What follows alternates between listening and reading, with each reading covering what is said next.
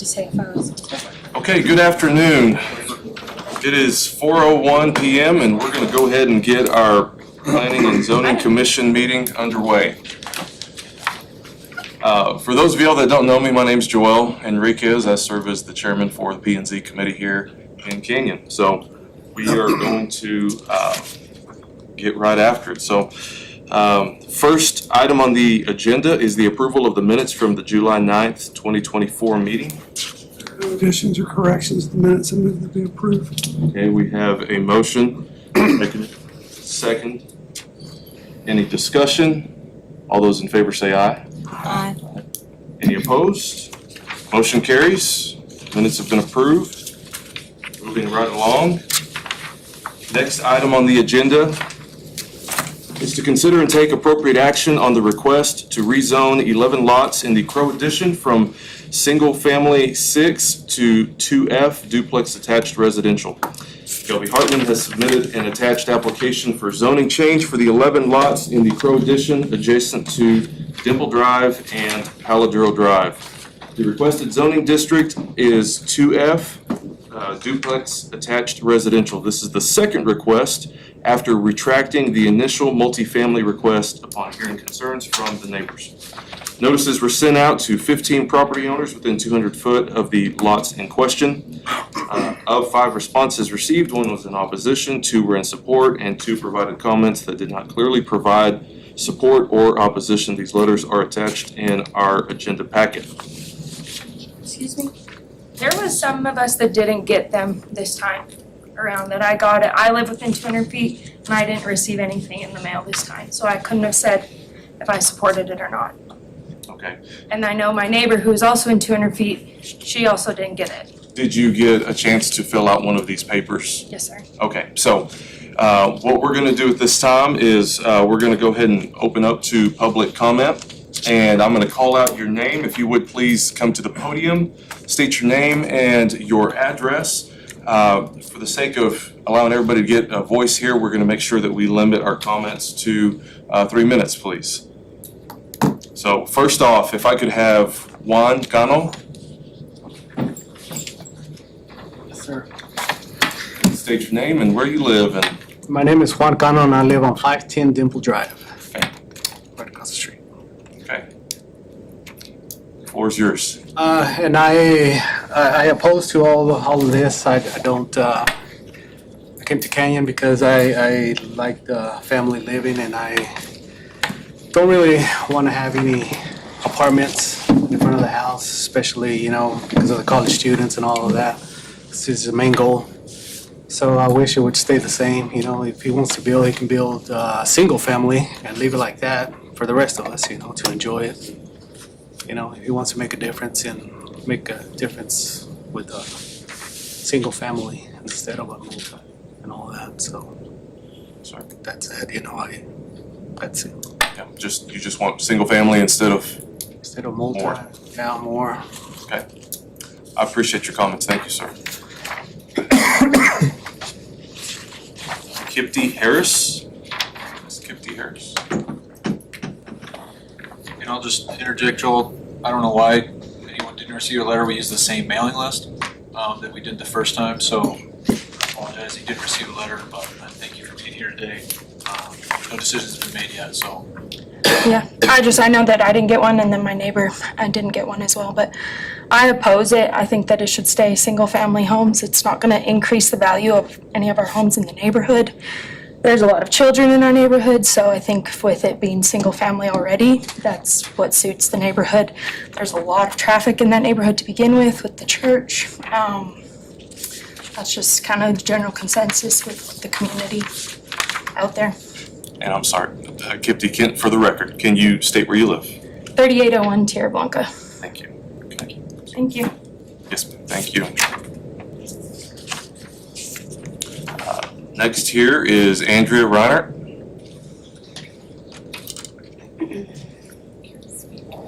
Do you wish to speak? No, thank you. Okay.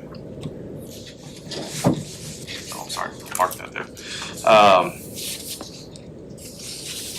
Next here, Marcy Bohannon. Marcy, would you like the opportunity to speak? Hi, my name is Marcy Bohannon. I live at 506 Dimple Drive. I live right next to Juan, my husband and I. I would like to echo what Juan mentioned. We do prefer that the zoning remains single family. And also, just as Juan mentioned, one of the reasons we chose where we live is because of the location and the type of neighborhood that it is. It's quiet, it's peaceful. There are some children, but there are also some retirees. My husband and I are on the verge of an empty nest, not quite, but getting close. And our needs have changed in this stage of our life, and we do really enjoy the peacefulness of the area. We're concerned about the infrastructure, the roads that, when we live on Dimple Drive, which is not a very well-paved road at all. It's also narrow. So when you turn off of 4th Street, only one car can turn onto Dimple at a time, or can exit Dimple. So we're concerned about that with the construction, and how that road would even hold up during construction, not to mention after construction is complete, when more residents are living in the area. We are concerned about the need for multifamily living in Canyon. And is that truly a need, or is that just a desire? I will mention that the owners of the lots were extremely gracious to meet with us beforehand, before our last meeting, as you know. And they were very kind to listen to our concerns, to take it all in, to retract the original application, which is very, very appreciated, because we do care about our neighborhood. And we do care about the fact that they were willing to be neighbors to us. But again, back to what I previously said, we are concerned about my husband and I are concerned about, the economic impact of, how our own home value is going to be affected by multifamily dwellings versus single family.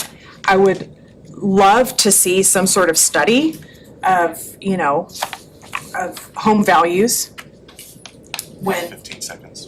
Oh my gosh, okay. And the existing utility grid, how's that gonna be affected? And what's the plan if the duplexes don't rent? Okay, thank you. Thank you so much for your comments.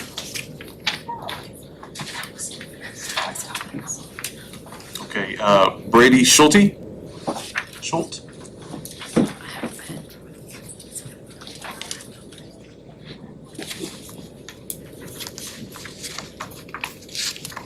Hi, I'm Brady Schulte. I live at 506 38th Street. We look down Terra Blanca, just across the street from where Kipty's at. My main concern with these is I'm not sure what the need for multifamily housing is. Being in the district, we would love for it to be developed, but it's already been zoned to be single family. Why can't we build single family on it? The neighborhood to the east of it is a full single family block. The neighborhood to the west of it is a full family block. The neighbor to the north could be redeveloped the same one. We already have 2 churches in the neighborhood that gets tons of traffic through there for Wednesdays, Saturdays, and Sundays. Adding 26 extra units is not going to help with the traffic flow. Those streets are already in terrible shape because half of them are gravelled. Most of them are partially paved. Only one, 38th, actually is a true street. For the most part, it's a nice area, and that's why we moved there with our kids. I got 2 kids, both of them toddlers. We like to run around the area. It's hard enough with the traffic and those time frames when the churches are in, but that's fine. There was churches there when we moved in. We knew that was going to be the deal. And frankly, the church community is pretty nice to live by. There's friendly for them, but a multifamily housing coming in, 26 units to be rented out, which is This is a college town, which is, it's going to be college kids for the most part that's going to be moving in there. A few families, I'm sure, will be up there, but it's going to be a 26 units right in the middle of mature, single-family residential homes. Right across the, 500 yards from WT? So it's going to be college kids mostly through there. I'm a little concerned with that, with the growing family in that area, along with other ones with growing families in that area. And it would be nice to have more starter homes in this part of the town, so more growing families can move into. Not exactly rent and out in a year duplexes. I look forward to them actually developing it, but I would prefer they develop it with the plan that's already in place, not changing the plan up to do something different. So, I appreciate your comment. Thank you. Thank you, sir. Appreciate it. Ashley Eller.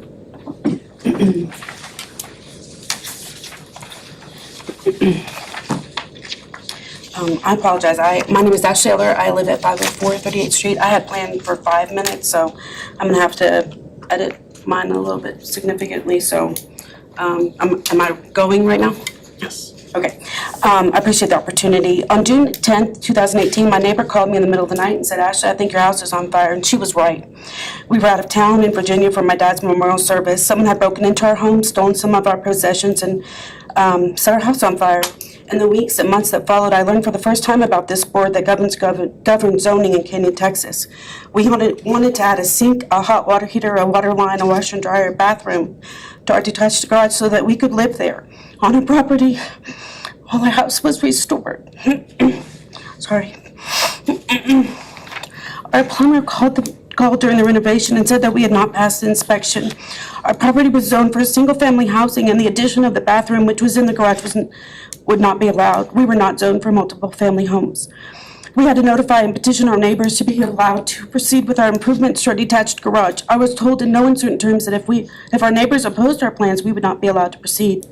We had to pay for a special board. Our friends and neighbors showed up, weighed in, and we were allowed to complete the project.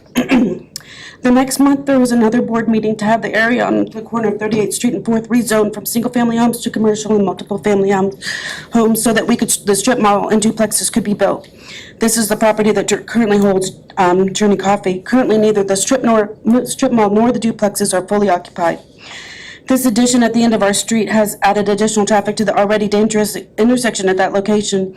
The intersection does not line up straight across to Russell Long Boulevard, which is the main thoroughfare through the campus of WT in the north side of town.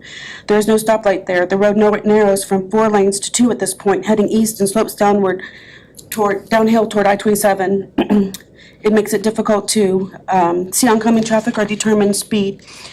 We are on cross-country routes for teams associated with Canyon High and West Texas A&M. The foot traffic in this area is significant, including our neighbors who run, walk, and bike through this area. No improvements were made to this intersection at the time of this construction, with the exception of a sidewalk along the north and east side of the parking lots. We live across the street from St. Anne's. The University Church of Christ is at the south end of our street. 3 times a week, the congregations that meet there welcome anywhere from 130 to 300 worshipers. The parking lots and surrounding streets are full of cars. The recent addition of the food pantry on the east side of the Catholic Church property has added to the traffic levels significantly when the pantry's open. There's also ongoing construction on the southwest part of this property. 20 seconds. Okay. We all invested in this neighborhood because it was zoned for single-family homes. There's no need for duplexes in Canyon. I'm sure that many of you chose your home and neighborhood for the same reason, because it was zoned for single-family homes. Canyon does not need duplexes, and we strongly oppose the rezoning of these lots. Thank you, Ashley. I appreciate it.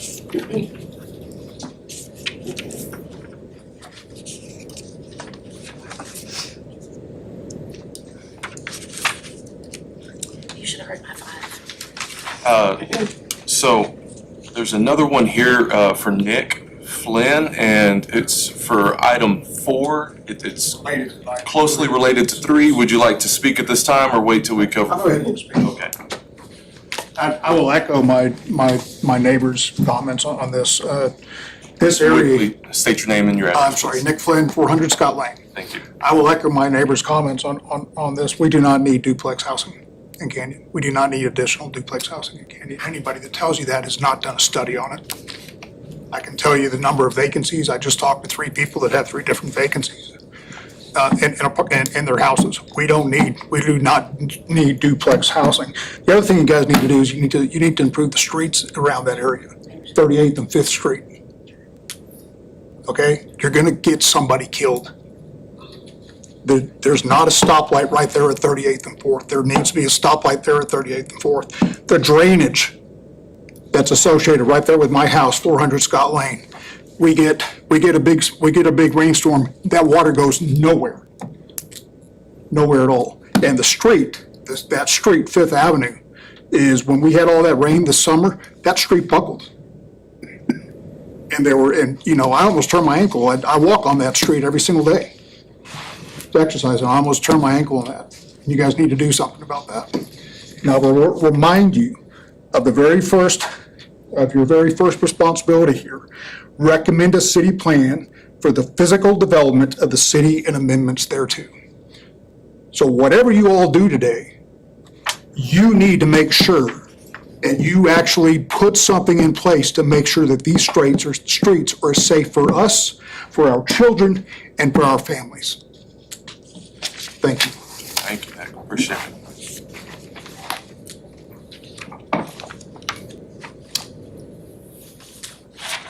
I have one more here for Courtney Schulte. Sorry if I mispronounced that.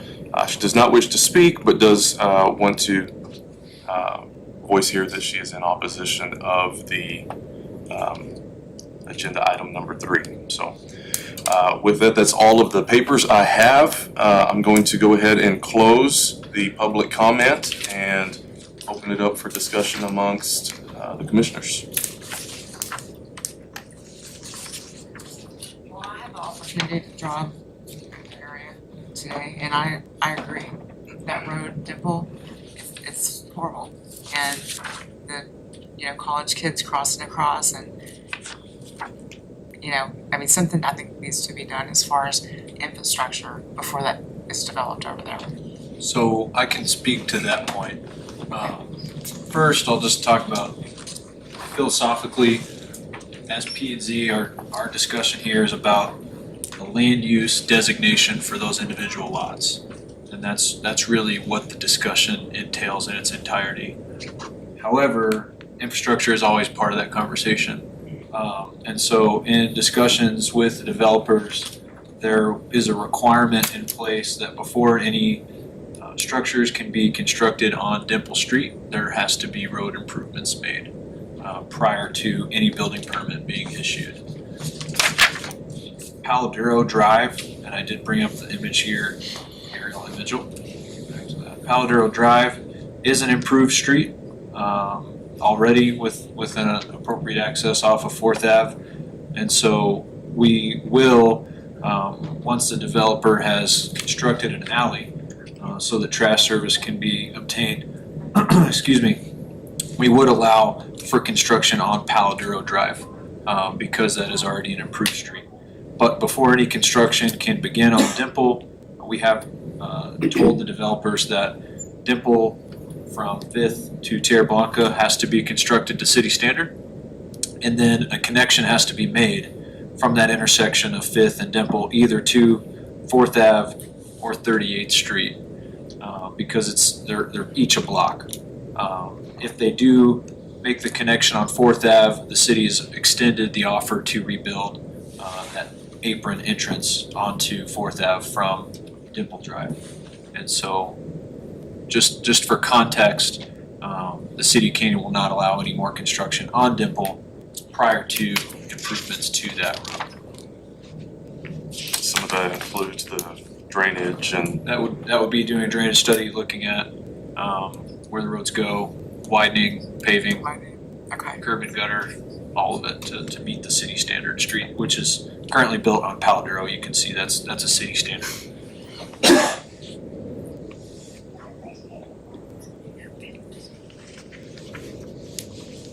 So just for that context.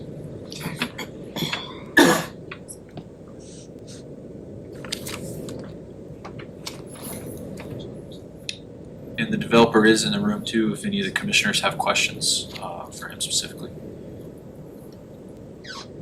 Those lots have been empty forever. When I moved here in 1966, those lots were empty. I'm just wondering why there hasn't been any interest in any kind of construction there. I can speak to that, Lucas. When we looked up all the history behind Paladuro and those roads were constructed due to street assessments. And those were all street assessed and built. However, I'm trying to remember his name, Bob. You'll know it better than me. Carol Pinson was his daughter. I can't remember the guy that did all that. Charlie owned the property. Yes. And he didn't move forward on any of that. He just sat on it, hoping one day.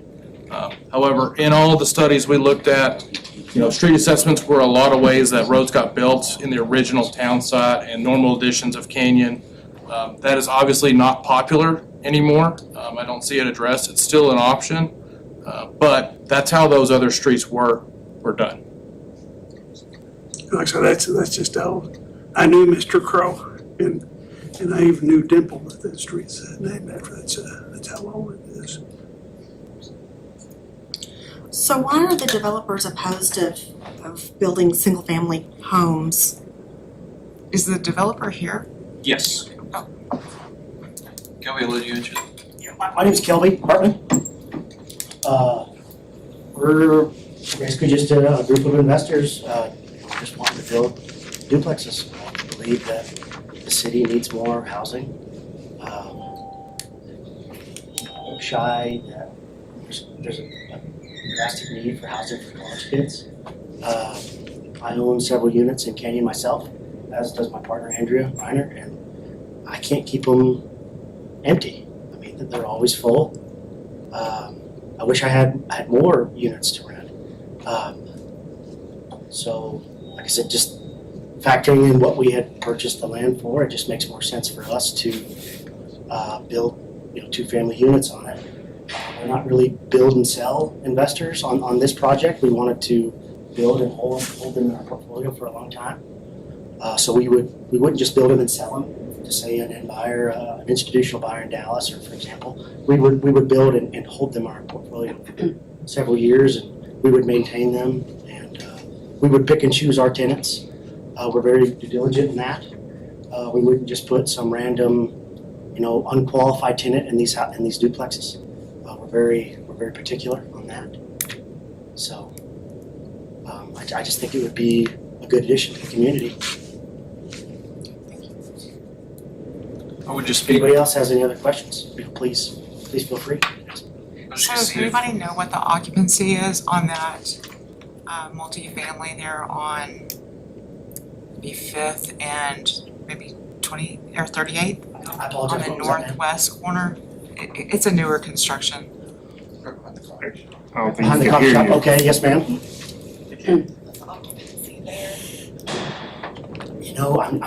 I'm not too sure, I don't own those properties. I do know that they're townhomes. They're all 3 bed, 2 bath, 2-story. They're attached. I think one side is 2-bed, 2-bath. The other side's 3-bed, 2-bath, 2-story. Our plan with, I can tell you that parking lot is, I walk by that every morning as well. That parking lot is not entirely full. There's still multiple available. Hey, folks, I'm sorry. I've got to keep the public comments to a minimum here outside of the builder. All right. There were several comments about studies for housing in Canyon. That is something that I've done. From my perspective as an urban planner here, that's part of my job, is to look at what our housing situation is. As of this morning, there are 44 homes for sale in the city of Canyon on Zillow. The median home price is $330,000. The median income in the city of Canyon is $67,000, and those numbers don't add up. If you make the median income here, you cannot afford to purchase the median home here. You've got a shortfall of about $250 a month, assuming some numbers for insurance and taxes, and that's if you had $65,000 to put down on a down payment. So from my perspective, our housing market is still hot. From the availability standpoint, there's not a lot of starter homes here. My wife and I bought a home here last year. And, you know, any home that's for sale under $250,000, $260,000 in the city of Canyon needs work, a good amount of work, in my experience, looking at homes for about 9 months. And so to me, one of the biggest things we need here is more housing units. There's a new federal program out for affordable housing nationwide that I'm looking into for the city of Canyon, and we are actually a priority geography based on our numbers in the census for population versus housing units. So they've identified Canyon as not having enough supply for our population. So from my perspective as a planner alone, there is need for more housing units in the city of Canyon. That was something we prioritized in our comprehensive plan, something we did when we updated the zoning to allow accessory dwelling units.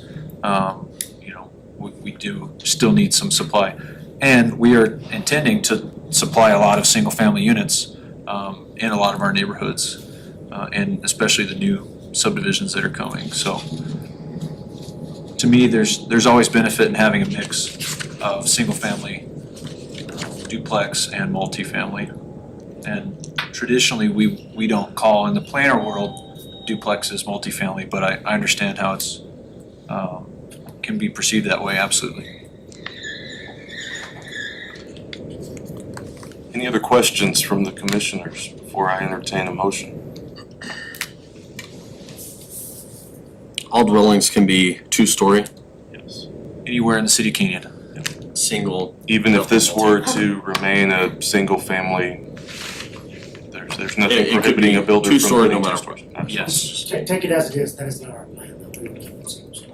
And obviously, that's hearsay, but we would be ethical people, and we told all the neighbors that we had a very extensive, meeting with all the neighbors prior to this, and I'm actually surprised to see this many people here opposed, because we didn't get that feedback the first time. So we already had submitted a multifamily request, and we retracted that and went with two-family, because that's the feedback we got from the neighbors. And they would be, they would approve that, so we thought, but there's a lot of opposees here today. Kind of going back to that point, our plan is not to build two-story, we would keep them single. But to your point, Steve, any residential lot in City Canyon is entitled at two stories. Two-story. Regardless of what anybody's plans are, anything like that. I never want to guarantee anybody. I saw a concern in one of the write-ups, so Yeah, I didn't know if this was we don't restrict restricting the it single to. family. There's two-story houses on Dimple.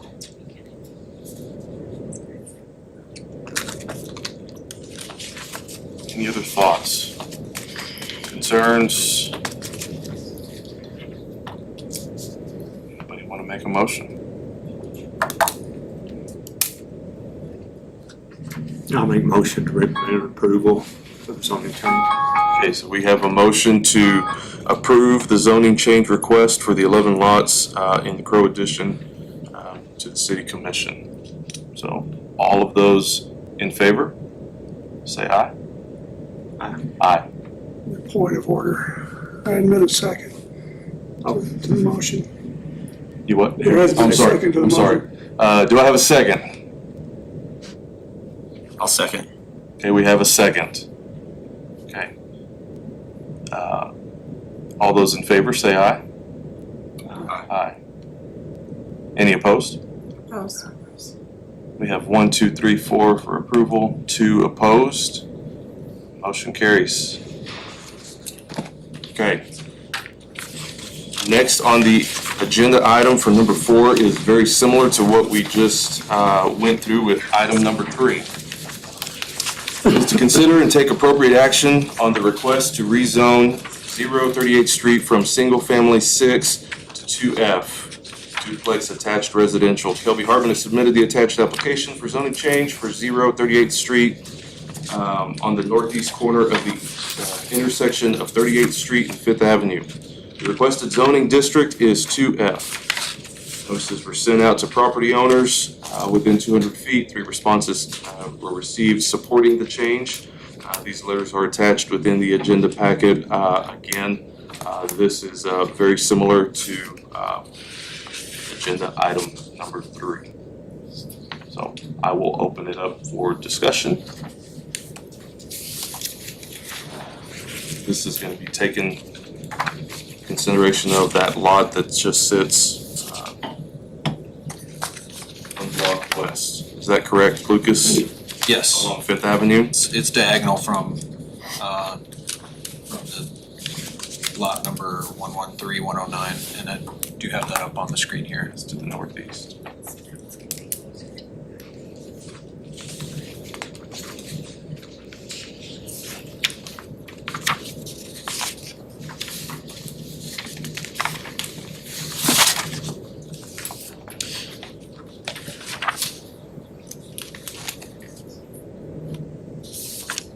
Any questions, any thoughts that you want to share, any comments towards Lucas on anything different with this one? I have a question for Kelby. Kelby, on this one, is this the same where, you know, Very the similar discussion situation. has been single story? It's a little bit of a different sized lot. Are you looking to chop this thing up at some point, or what is the floor plan gonna be? As it sits now, I guess it is platted as one big lot. I would probably replat it to two and put two duplexes there would be the plan. Single story as well. Conform just- to what you do, you know, on. Conform to what I do with the other ones, yes, sir. It, any traffic issues, like a traffic light there at Fourth Avenue and 38th Street, any drainage issues that might be there at that corner, that would all be the state, because witnesses as a state highway, the city really doesn't have any control over that. Yes, Fourth Ave is TxDOT road, so it's controlled by the state. We don't have any authority there. We did request a speed study from about 38th all the way to 217, or excuse me, to where it turns into 217, it all is 217, but where we know it is turning into 217 under I-27, and they did go in and reduce the speed limit there, try and reduce some of the issues, especially that the Honey Farm had there. I don't know that of any plans right now for any other traffic control measures. I personally would love to see that southmost lane heading east. I'll put my cursor on it because that's an easier way to say that. I would love to see that taper into the other lane long before 38th, or become a right turn only lane long before 38th, because to me, as somebody, when I first moved here, I would be traveling along in that lane, and then all of a sudden it just ends. Yeah. So that would be something I would bring up to TxDOT. We're gonna have them in a meeting soon. But I don't know that a light would be warranted by any of they're all numbers, algorithms based, positive or negative. And so I don't know that the numbers are present there to warrant a traffic light. But again, that's just my guess. It's TxDOT's responsibility.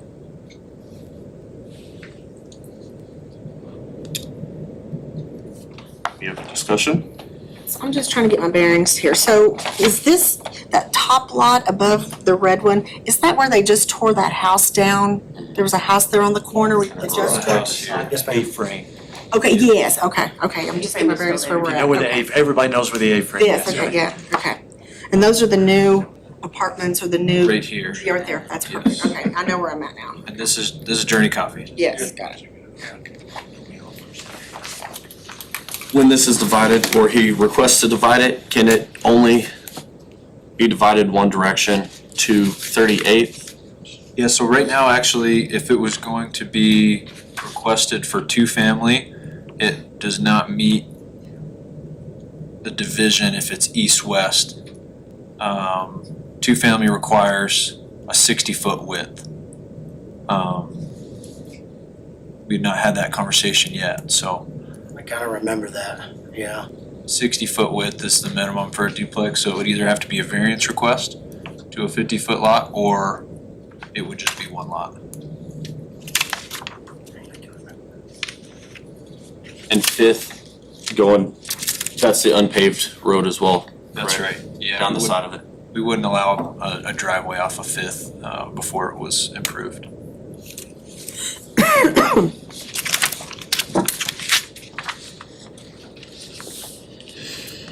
Any other discussion?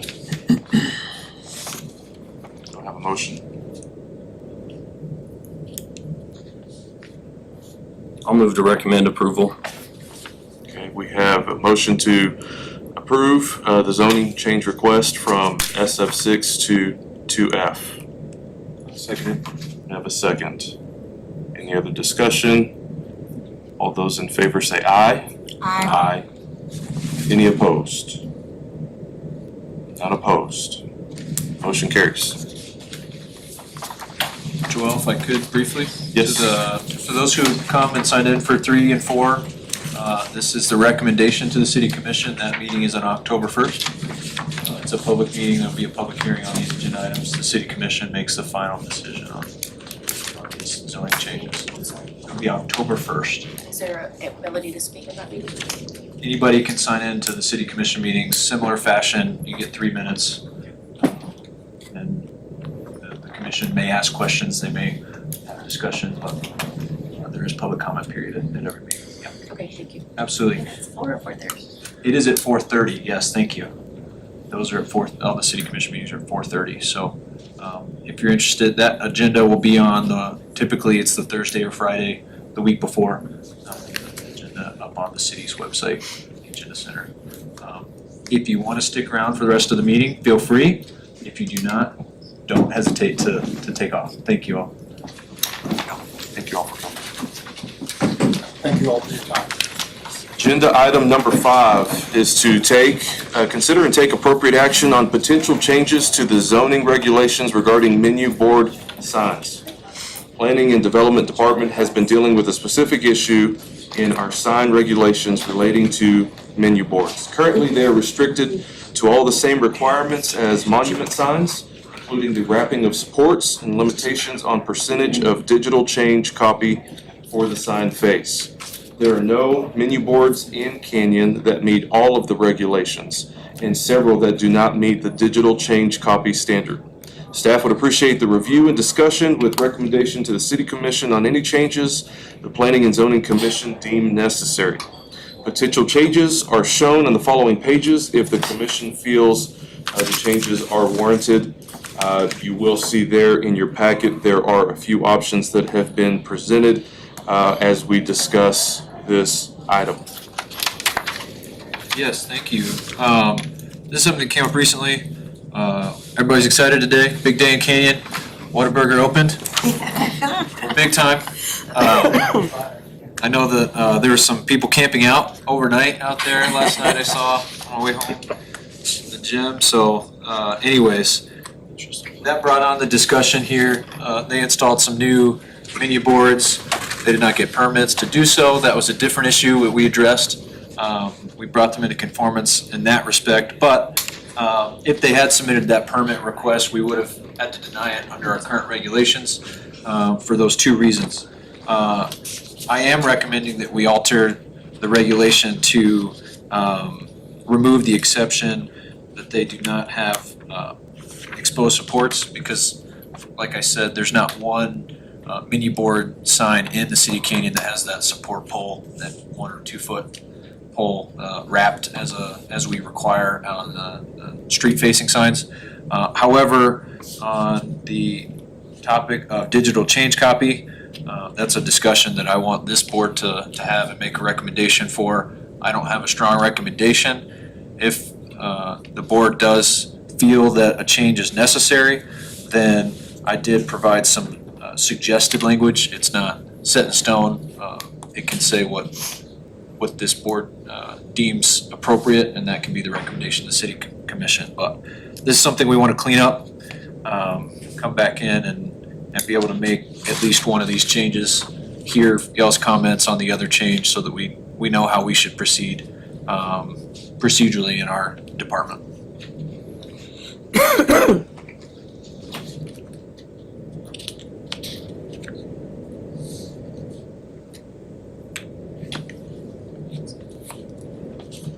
So on DI, this is is the one where we're discussing the digital.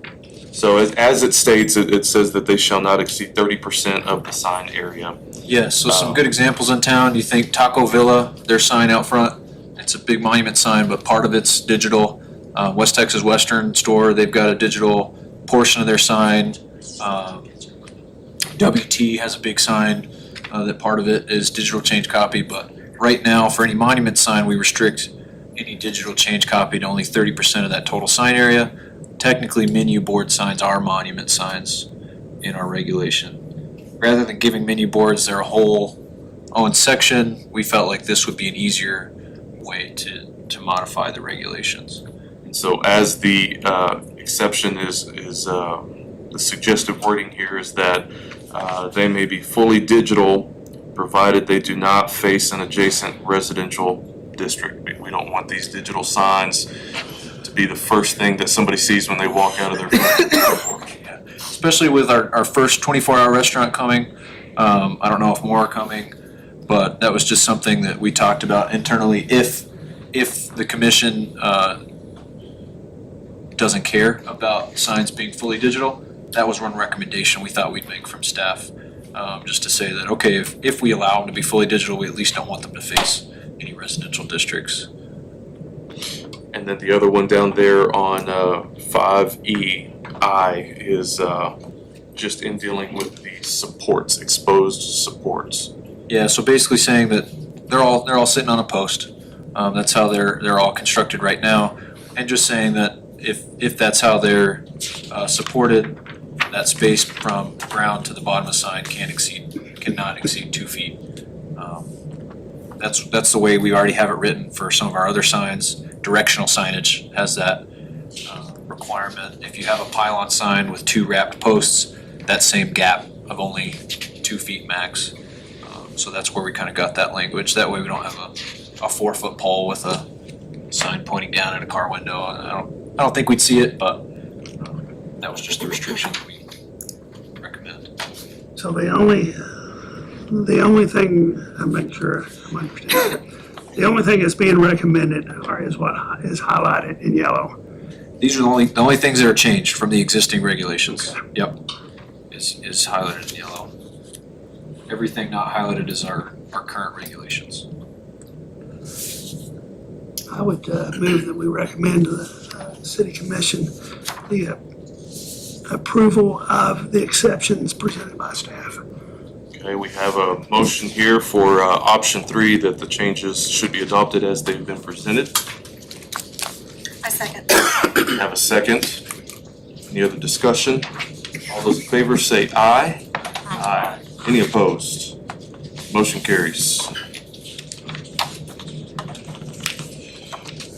Moving on, I believe the agenda items 6 and 7 are closely related. Same request. In nature, yeah. Same request, different subdivisions. Different subdivisions. Yep. Okay, so, agenda item 6, consider and take appropriate action on a subdivision waiver for the proposed Phantom Creek subdivision. Jeff Hamilton has submitted the attached application for the subdivision waiver requesting to waive the requirement for cul-de-sacs to be paved with concrete. Developer is requesting to pave cul-de-sacs in the proposed development with the typical asphalt paving section. The concrete requirement is primarily to prevent extensive maintenance and wear from heavy vehicles making turns on them for solid waste and deliveries, etc. This development is proposed with alleys, reducing the wear and tear on the cul-de-sac. Ways. I'll open it up. Yeah, so this is the first waiver that we've received. Our subdivision regulations were adopted April of 2023. And one of the things that we put into that process was a development guide that had applications. One of those applications is a subdivision waiver. So our subdivision regulations have a set of standards for design. This is how the standards for a street has to be this width. It's gonna have sidewalks, has all kinds of specifications for water, sewer infrastructure, streets. One of the new requirements in there is that cul-de-sacs, the actual circle of the cul-de-sac has to be concrete instead of asphalt. The main reason being maintenance. As our previous Public Works Director liked to say, street maintenance vehicles are made to go in a straight line, not in a circle. That was a fun joke that he liked to say, and that was one of the biggest impetus, excuse me, for him making that requirement. However, in this case, we do have alleys, and that's where our trash trucks are gonna move. Those are the ones that do the biggest damage to a typical asphalt cul-de-sac because they've got a double rear axle. And so that's what really takes that asphalt, turns it out, pushes it out into the curb. So Public Works as a department has approved, they're given their support for these applications. They don't have any opposition to this waiver request. On top of that, we do have new standards in our subdivision regulations to increase connectivity, which in turn decreases the number of dead-end streets. And so the number of times this would occur would be much less frequent than in a subdivision that has a lot more dead ends. And the fact that we have alleys in this thing kind of really changes everything. Absolutely. Any other discussion? Alleys paved or concrete? They would have to be paved to city standards, which is a variation. I know some alleys can have a 12-foot bottom and then paving above them. Some of them have concrete ribbon. Just depends on, engineering for some, for drainage and so, but yes, they would be paved in some way. They'll all be improved. That's the word we like to use. Instead of my street on 13th Ave, that's just for trash trucks. It's just caliche.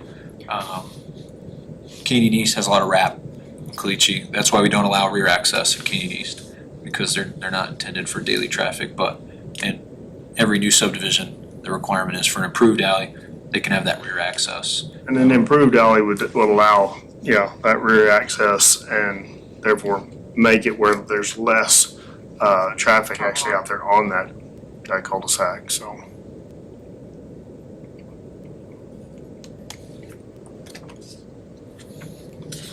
Any other questions? Say something? Initially, there was gonna be several cul-de-sacs, but in the process of working through this with Justin Davis, our engineer there, and then Joe Lucas, we've eliminated the cul-de-sacs just a handful. There may or may not even be those, depending on the ultimate design of the subdivision. Certainly not finished yet, but you guys have some preliminary stuff in that packet that you guys have. There's very few true cul-de-sacs. Most of them have the connectivity issues that Lucas mentioned, and that eliminates the largest majority of cul-de-sacs. And so by doing that and coming to an agreement to work together, the initial design started out with 15, 20, maybe more cul-de-sacs. Well, the developers tried to work with the city to appease both sides. And they have met our new street index, or our new Connectivity index. activity index. So we've done a great job on that. Thank y'all for y'all's flexibility with making a lot of those changes. Any other questions for developers or for Lucas? I'll entertain a motion. We have a motion to approve the subdivision waiver request for Phantom Creek subdivision. Second. We have a second. Any other discussion? All in favor say aye. Aye. Any opposed? Motion carries. Okay, we will kind of do repeat on this one for agenda item 7. This is for a different subdivision. We will consider and take appropriate action on the subdivision waiver for Spring Canyon subdivision. And again, this is just going to echo everything we have said in the first one. Again, we are looking at more alleyways to reduce the wear and tear on these cul-de-sacs, correct? Absolutely. Yeah, this subdivision will inevitably have more dead ends because of the draw.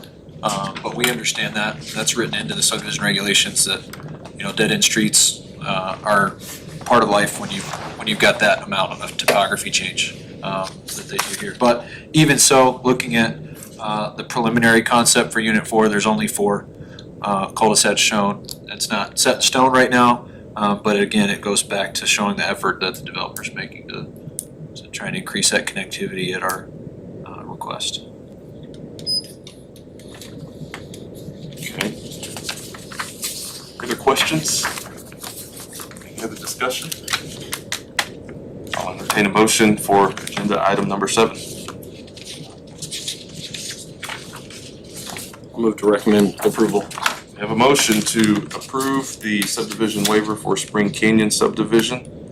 Second. We have a second. Any other discussion? All those in favor say aye. Aye. Opposed? Motion carries. Okay, last agenda item, number 8. Is to consider and take appropriate action on the specific use permit request to operate a vape smoke shop on, located at 400 23rd Street. Forgive me, I'm gonna mispronounce your last name here.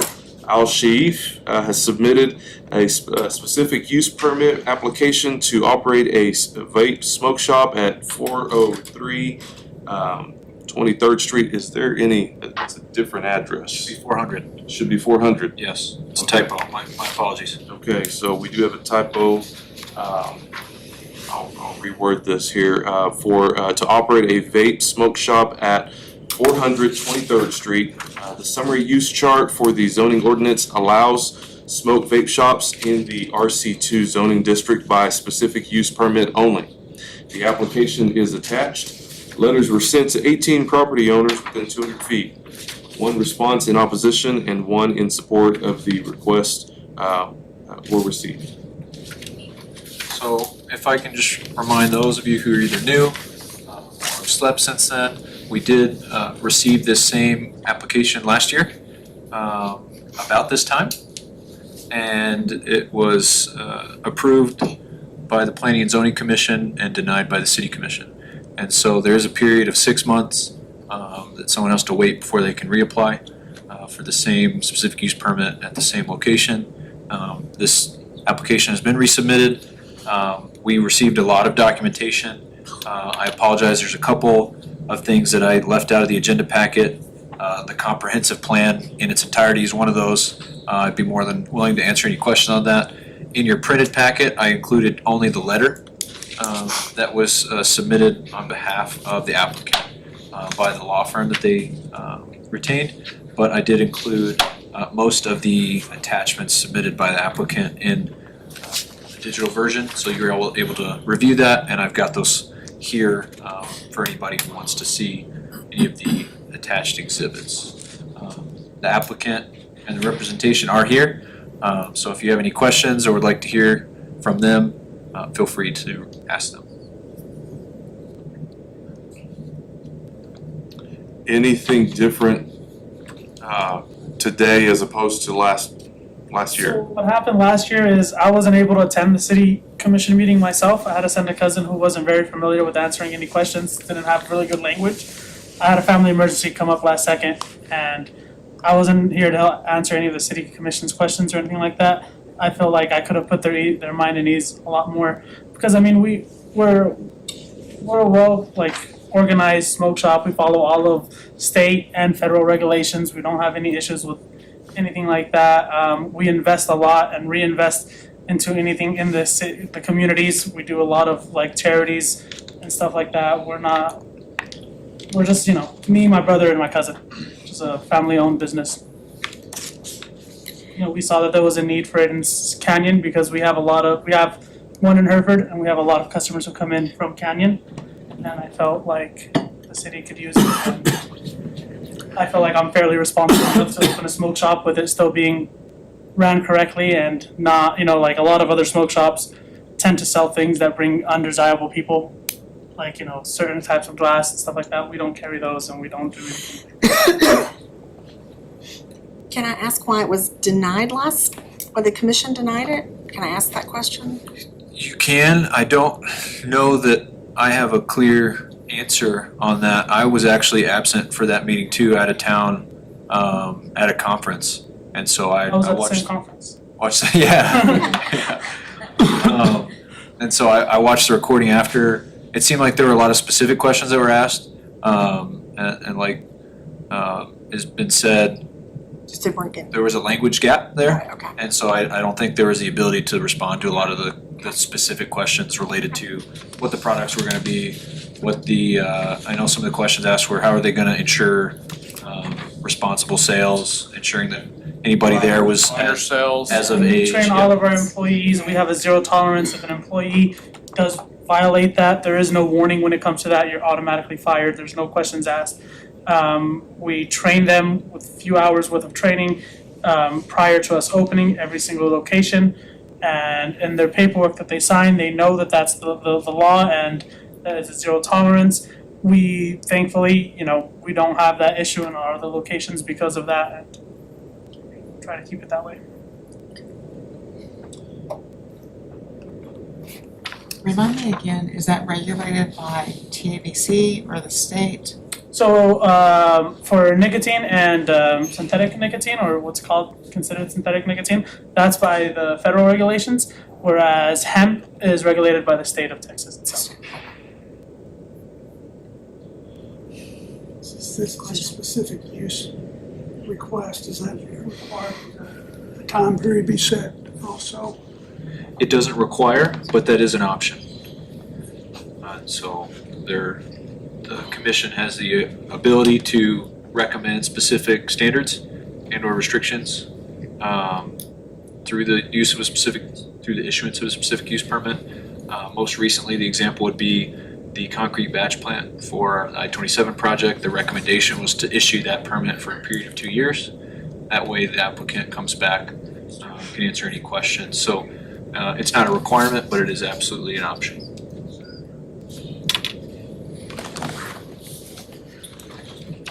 Are the offerings here any different than the vape shops we have approved already? Or is it just a zoning issue? This is the first one I'm aware of on a So, SUP. so the regulation was adopted in 2016 that required the specific use permit.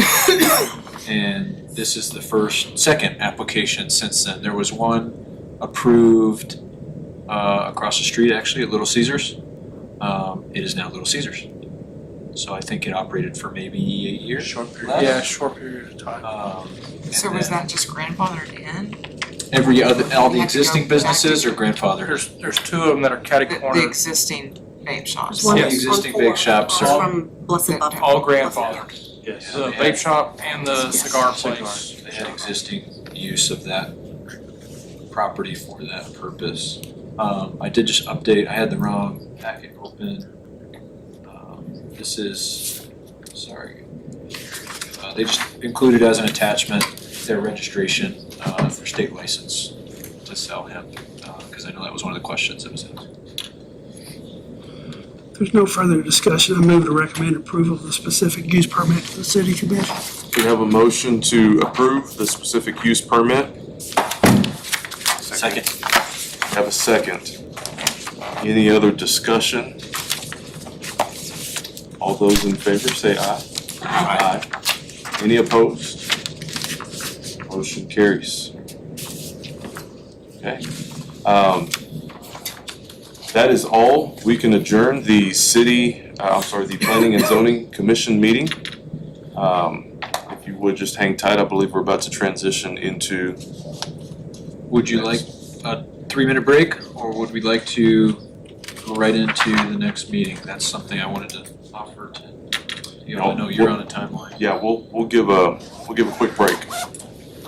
Do I turn this? Absolutely. Yeah, hit that. We'll restart.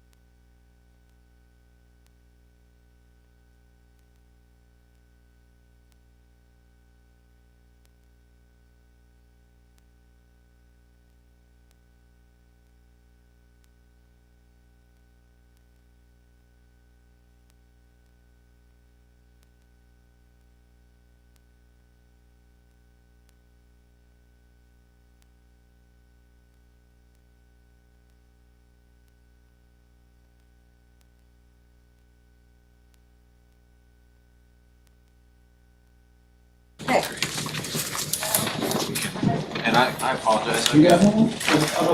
I've got mine too. This is just the agenda and minutes. So you've got PowerPoint. Because I'm gonna give you, that was sitting over there, so I'm not sure what that is, but that was that lady left that. Okay, I'll just give it to you. There's that one.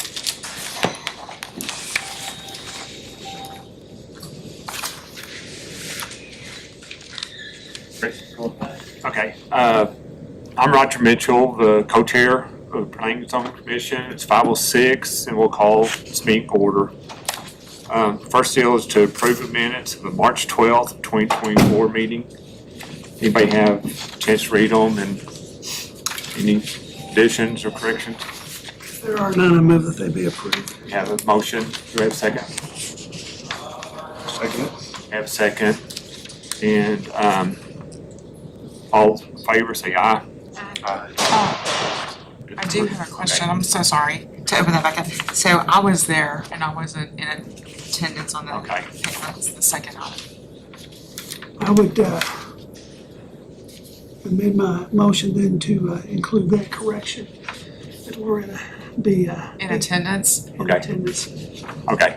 Were you? Oh, I was not here I either, wasn't here. Right. So maybe those unless they just not in introduced the attendance? members of the new And so, committee. This was just introduction. Item number 2. Attendance should be up at the top here. oh, okay, Tanya, Roger, okay. Tom, Steve, Colby, and Jeff were unable to attend. Those who attended were Joel, Matt, Loretta, and Bob. Right, and that's who, yeah, that we were. Okay. Okay, I was just gonna clarify item 2, it says introduction of committee Make to motion again members. to accept the minutes. I move Yes. that we Was that approve. weren't in Okay, attendance? got a motion to Yes, approve the minutes. we'll still correct that. Okay. Yes. We have a second. Second. All in favor? Motion passes, approve the minutes. Okay, next on agenda, we have here presentation from project consultant for Freeze and Nichols. Go ahead. Good late afternoon, evening. Thank y'all for letting me come and speak before y'all. My name is Andrew Franco, work at Freeze and Nichols Engineering. I am one of our engineers and project managers for this project, which is the water and wastewater and roadway, actually, capital recovery fee program. We've been working with the city for a little bit now to kind of explore some of our options in terms of what are some ways that we can gain additional funding for capital improvement projects. So just kind of quick agenda here. What we've got here is I'll do a kind of quick primer for those who weren't here at the previous meeting. We'll talk about the role of this body in front of us. We'll go through the land use assumptions, the capital recovery fee eligible CIP, and then I'll kind of show you a little bit of what's to come with some of the downstream calculations and then what our next steps kind of look like. Next line. Have to reopen this. Sorry about that.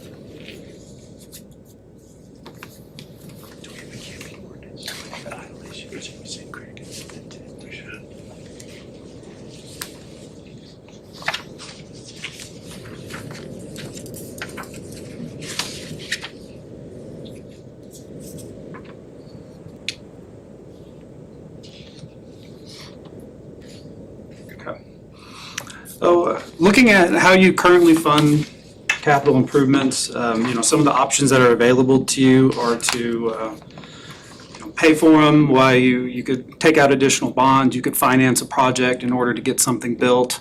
Another way is to increase the amount of your water rates to help gain additional revenue that's going to help pay for some of these projects. One of the other options, or we like to say it's a tool in the city's toolbox, would be to look at implementing a potential capital recovery fee program. So what that really is, at the end of the day, is having new growth that comes into Canyon kind of pay their fair share of water, sewer, roadway improvements in order to help serve them. As they are new customers that tie on to the city, we want them to pay their fair share of the infrastructure that impact them. So that's why we like to say that new development should pay their kind of their proportional cost. So the fee itself, go to the next slide, please. So it's a one-time charge that's assessed to new development only for costs that are related to a specific capital improvement program.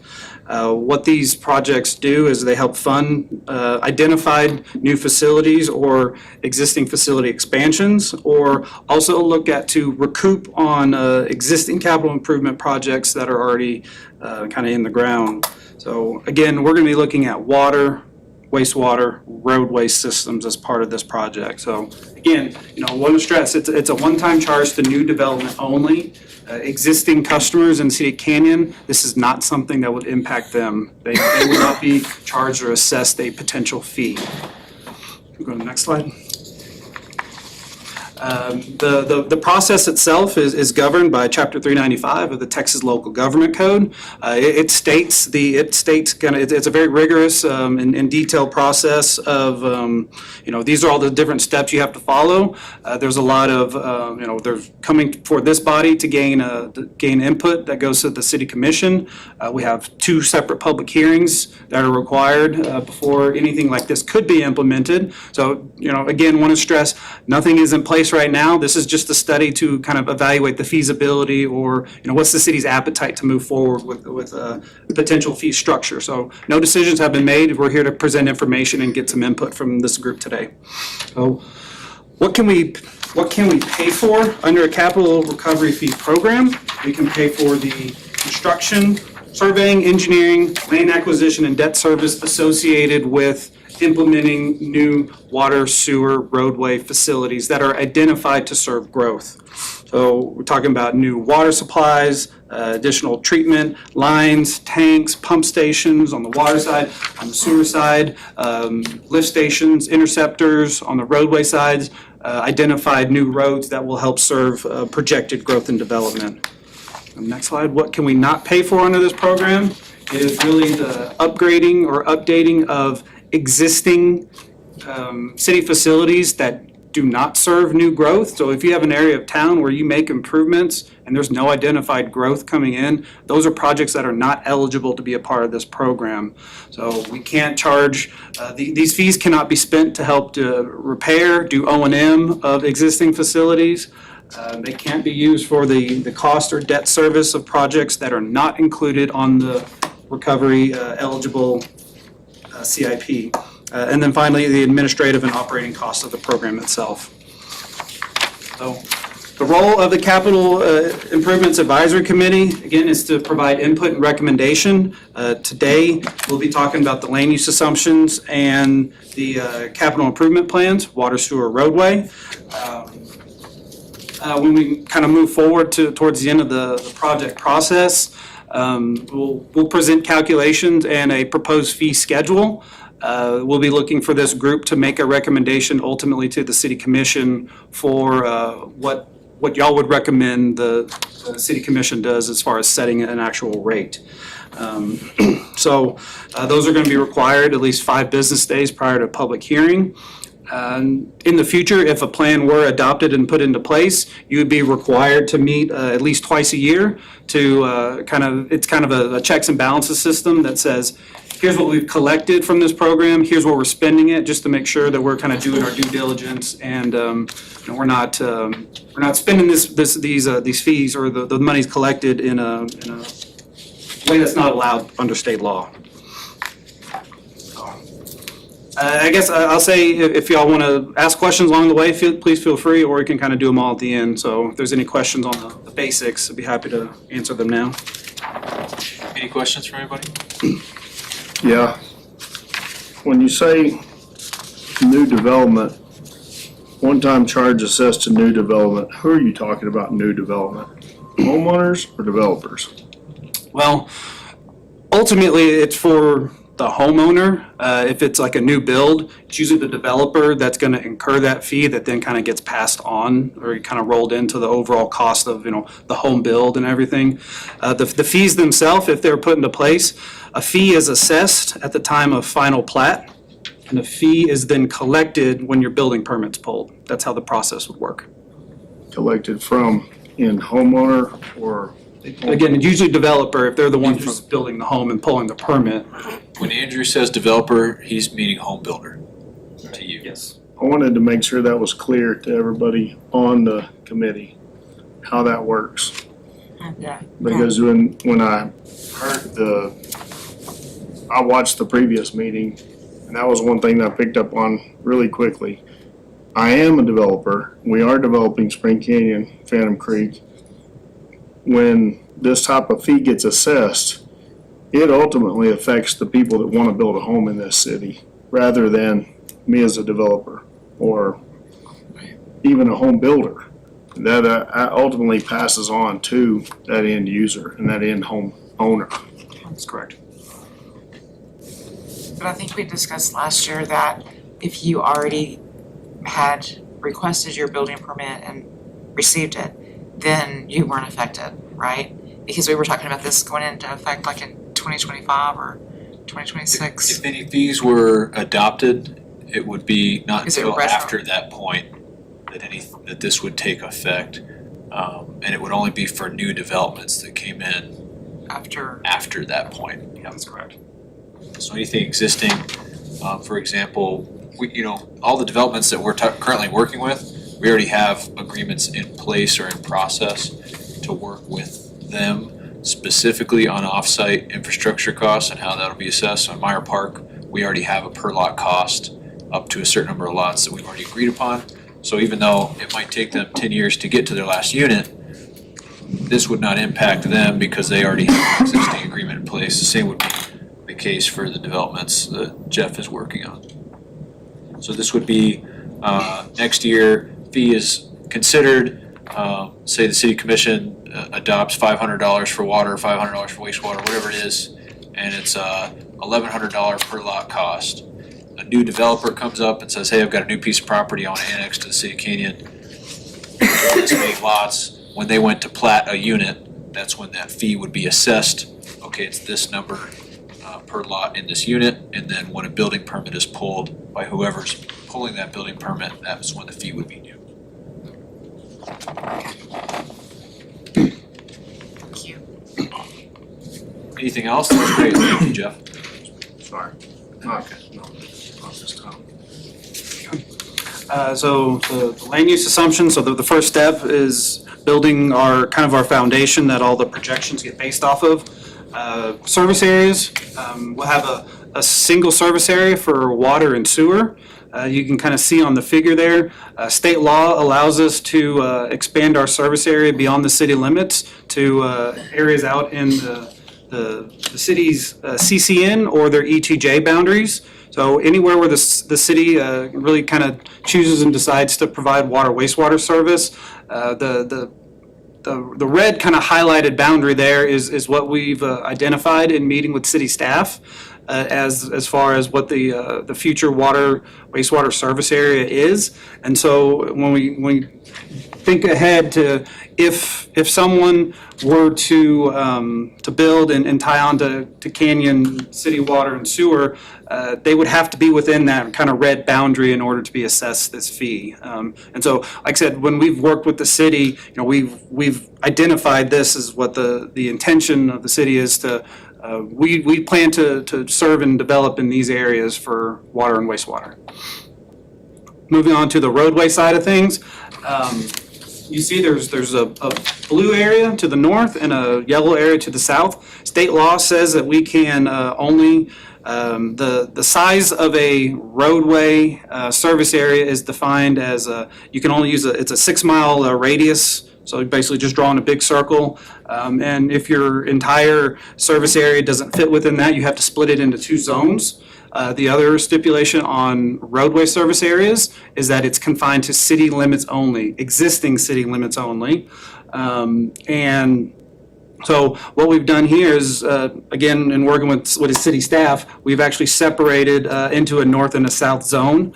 And so when we do all the calculations, we'll kind of show if, depending on how the city wants to structure its potential fees, if there would be a difference between a north and a south zone. Those will be kind of things that we'll present at a later time. But for now, just to show the information here that we have a north and a south zone for roadways, and then we have just one larger service area for water and wastewater. Andrew, just before you move on this, from the city staff perspective, we looked at, there's really only two ways you can split the City of Canyon in half, and it's either north-south or east-west. To us, we felt like a lot of the growth in the north would be using roads in the north. A lot of any growth in the south would be using roads in the south, more likely. And so that's why we made the decision to split along that north-south boundary line, just to give y'all some context. So looking at your historical population growth here in City of Canyon, you can see the last few decades of growth. Overall, the compound annual growth rate has declined overall, 2.3% down to 1.2%, and then over the last 20 plus years, about 0.9% growth rate. What we want to do is kind of look at the historical trends, really kind of zero in a little bit more on our more recent years to identify, what's going to be an appropriate planning window as we look out to the next 10, 20 years here in the City of Canyon. So what that kind of looks like from a projection standpoint, again, meeting with staff, we have identified that we're projecting for a growth rate around 1.25%. Again, a little bit higher than our recent historical average, but we do feel like there's a decent amount of growth coming in here into Canyon over the next 10, 20 years.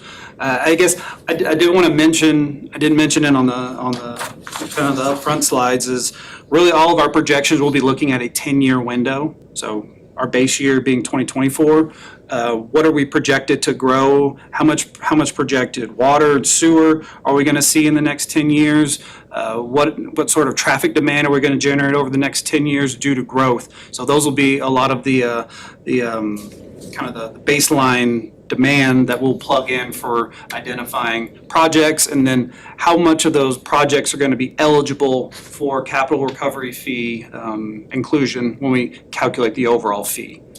Next meeting, not today. Map kind of showing the different kind of growth areas. We kind of split things out into, and I know the numbers are really kind of small to read on here. I will say, echoing what Lucas was saying, that the majority of the growth that has been identified is going to be up on the northern portion of the city. So that overall number from a population standpoint in the next 10 years would be about 2,000 people. Is kind of the overall number there. It's about 800 or so connections that are projected. When I say connections, I'm looking at additional water meters. So that's kind of what the current projections are looking to show us right now. But again, most of the growth we're looking at here in the northern portions of Canyon. The other component we like to look at, in addition to population, so that's more on the residential side, as we want to look at our employment, or more of our non-residential side of things. Historically, so this is a year-by-year count going back to 2010. For the 2010 through 2020, we had some growth, and then over the last few years, the American Community Survey numbers have actually shown a decrease in really non-residential employment here in City of Canyon. Although we've had those decreasing numbers, again, talking with staff, I feel it's appropriate to actually recommend a slight increase in growth from an employment standpoint. So we have identified a 1% growth rate there. So that translates from a 2024 estimate of employees working in Canyon, 7,576, going up to 8,369 employees. So again, land use assumptions are all the projections that we're looking to kind of plan for over the next 10 years, so then we can identify what's the infrastructure required to help serve the projected growth. Any questions? Okay, so we'll look at the capital recovery fee eligible capital improvement plan. Again, water, sewer, roadway. So we'll talk about the water CIP first. We have a handful of projects here. you can see, again, the identified projects are really all on the northern portion of the city, so where the majority of our growth is projected to occur. We're looking at additional groundwater supply, additional elevated storage, ground storage, and then water lines that help move the water from source to home, essentially. I'll go into a little bit of detail about those. First one would be the talking about the groundwater wells themselves. We have some additional Spring Canyon water wells that are identified. There's well 38, 39, 40, 41. Those are all 0.38 MGD, million gallons per day wells that are projected to come in the next few years. That's going to help provide water to new customers here in Canyon. Essentially what we're trying to do is provide that source to the west side, or really the northwest portion of Canyon. That's where the majority of that water will be used. So that is, you're looking at about 1.5 million gallons per day of additional supply coming into the city. Storage, we've got a additional elevated storage tank proposed up in the Spring Canyon area. 500,000 gallon tank, so 500,000 gallons. And what we're looking to do there is to basically have additional elevated storage for our customers. Elevated storage helps provide pressure for your homes. It helps to provide fire protection. It also helps to provide, it's kind of a buffer for an emergency scenario. If we had a break or an outage at one of our pump stations or some of our groundwater well supplies, that's going to help provide a buffer to help continue to provide service going forward. TCEQ, the state regulatory agency for water and wastewater, they say that you're required to have so many gallons per connection of elevated storage. The baseline requirement is 100 gallons per connection. And so in working with staff again, we've identified that the 500,000 gallon size is appropriate for kind of what we're looking at here in this area. We've got an additional 1 million gallon ground storage tank on calling it the Kim Road ground storage tank. There's an existing pump station there on site. We're looking to add to our ground storage total. A million gallons of ground storage. What the ground storage does, it helps provide that overall supply that you put water into the ground tank, and then the pump station was going to send it out into the system. So the ground tank, the pump stations, and the elevated storage are all the main facilities of your water distribution system that, again, help to provide that pressure and just your day-to-day service there. Lastly, on the water CIP, a handful of water transmission mains. So a series of 12-inch lines really connecting those wells, those tanks, the pump stations. All of those projects are identified to provide additional connectivity, really in some areas all across the city. The one thing that wasn't shown on the overall, I showed all those projects on the north. If you look kind of in the bottom middle of the screen, the project 508-28-001 is a 12-inch line that's going to be on more the southeastern side of the city. Again, with a smaller amount of projected growth and development down there, we felt there was the need to go ahead and add this 12-inch line to plan for future growth as it comes into that portion of the city.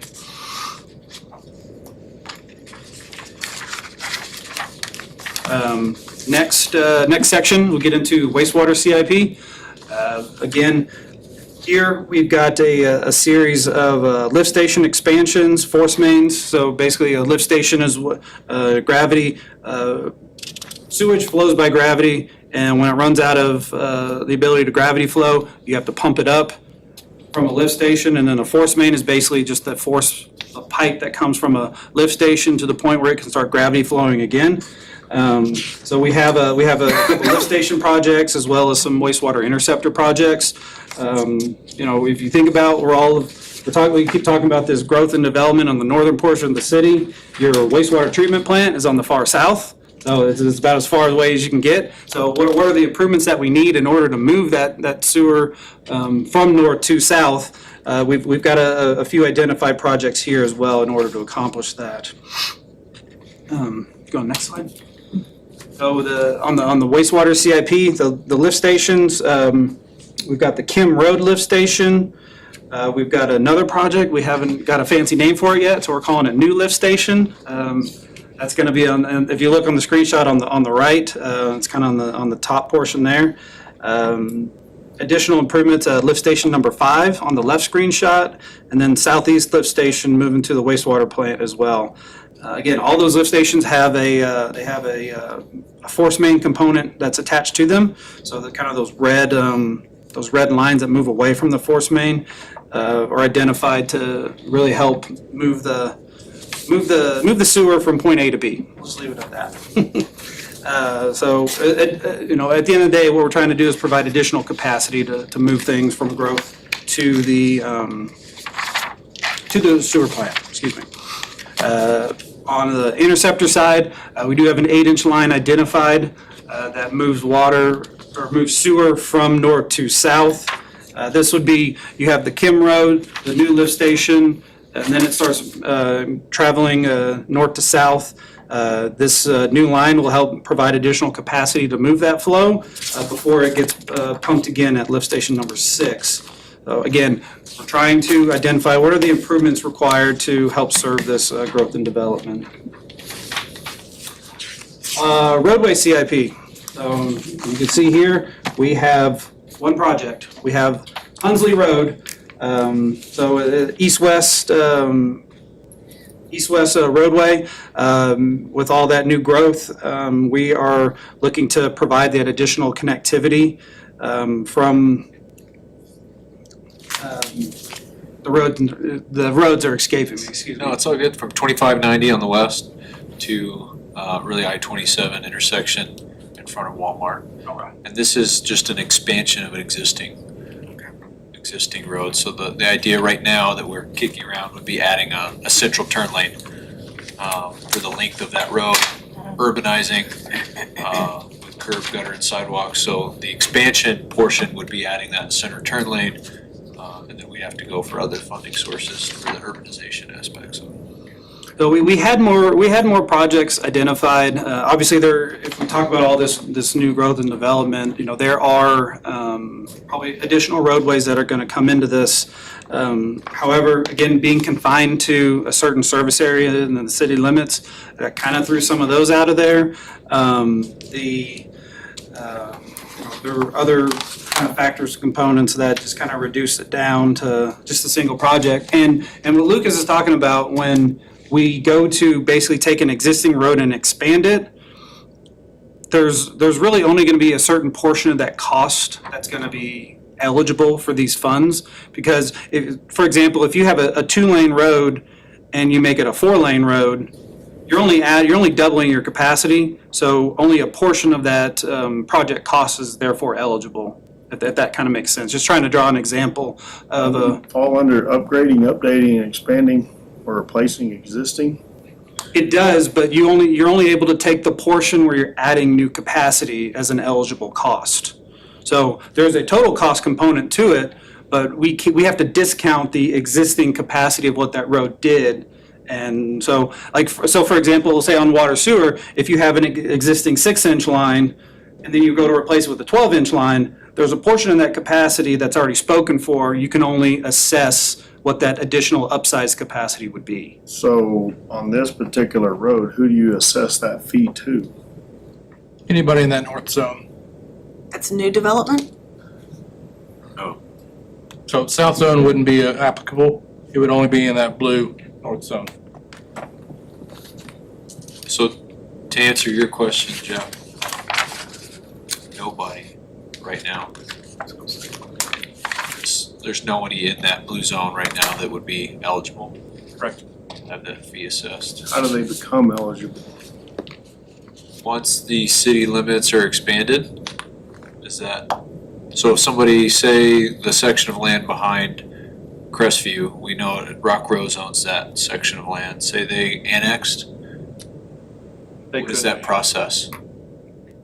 They come into the city, are they then eligible for roadway CIP fees? They are. That's correct.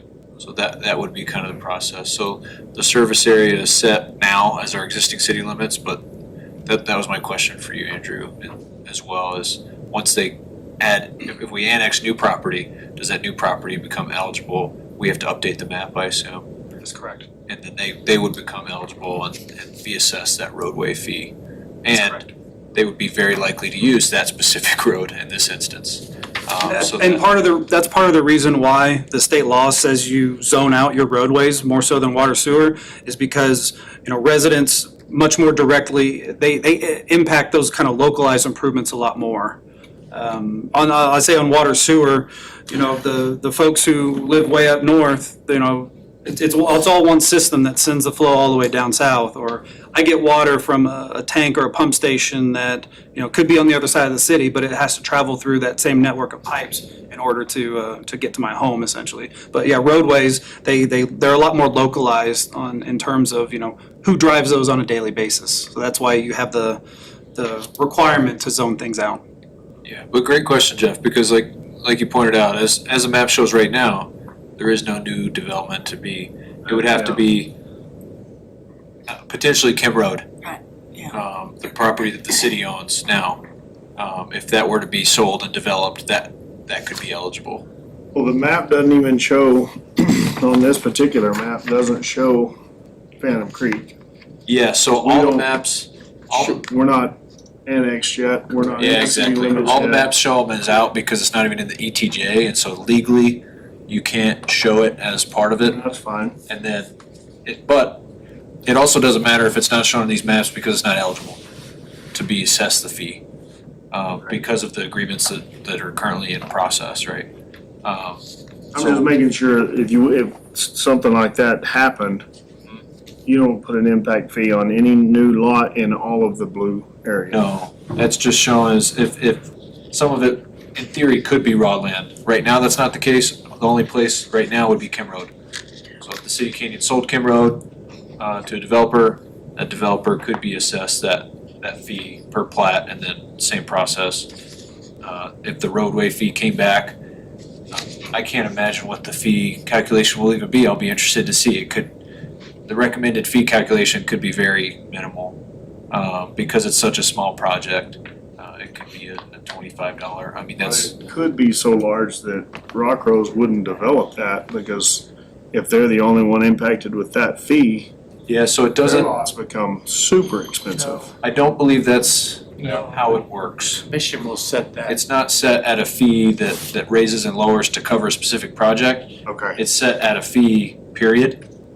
And then the flat. city either gets more or less of that depending on how development occurs. So we set the fee long before a project or a developer comes in. So we'll say based on the project and based on the eligible amount of that project that can be assessed the fee, we'll take this whole service area and we'll say the per lot fee for a residential home is $12. That would be the fee set. Yeah, now Lucas is right. It's not on the new development to make up the difference or the entire cost. It's the ability to, it's really the ability to give the city that additional funding mechanism to collect however much they feel is appropriate, and whatever that shortfall is then is made up in other ways.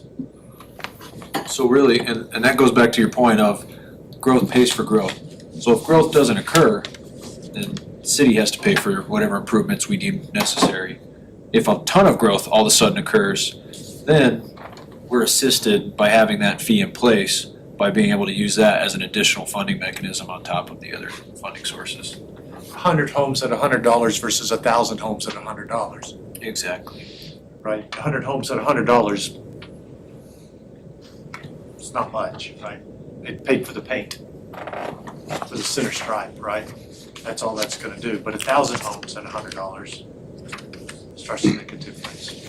So one of the things you'll see at probably the next meeting when we kind of show all the numbers and what the calculations look like is we'll provide some benchmarking of some other cities, utilities and things like that, show you what other folks are charging essentially.